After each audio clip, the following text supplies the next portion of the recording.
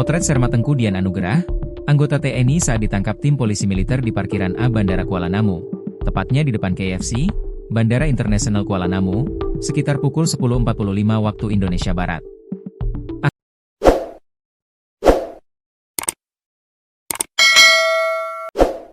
Astri diketahui tewas ditikam suaminya Sermatengku Dian di rumah mertua di Jalan Pasar Besar, Desa Sei Semayang, Deli Serdang, Rabu, 23 Juli 2025. Setelah ditangkap, kini Sermatengku Dian resmi jadi tersangka dan ditahan di Pomdam I Bukit Barisan.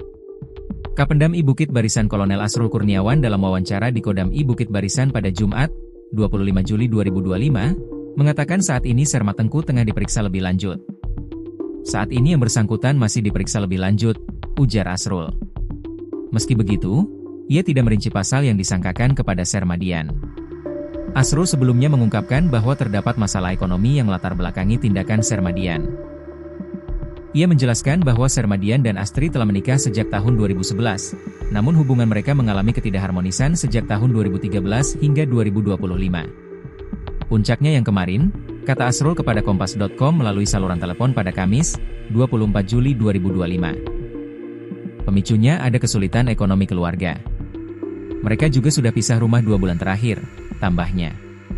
Asrul juga menyatakan bahwa penyidik masih mendalami keterangan saksi dan informasi lain terkait kasus ini.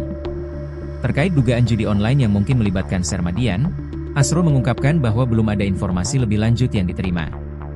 Astri ditemukan bersimbah darah di kursi teras rumah pada Kamis, 24 Juli 2025, pagi, dan meninggal dunia dalam perjalanan menuju RS Sulatersia akibat luka tusuk di sekujur tubuhnya. Sementara di sisi lain, keluarga Astri juga berharap oknum TNI Sermatedea dihukum yang seberat-beratnya karena telah menghabisi nyawa istrinya sendiri. Hal ini disampaikan oleh Muhammad Fadhil, 42. Abang ipar korban saat diwawancarai wartawan di rumah duka yang berada di Jalan Danau Laut Tawar, Gang Duyung, lingkungan 4 Sumberkarya, Kecamatan Binjai Timur, Kota Binjai, Sumatera Utara. Kami berharap agar pelaku dihukum dengan seberat-beratnya. Adik kami telah meregang nyawa, kami berharap dia, pelaku, dihukum begitu, ujar Fadhil, Rabu, 23 Juli 2025.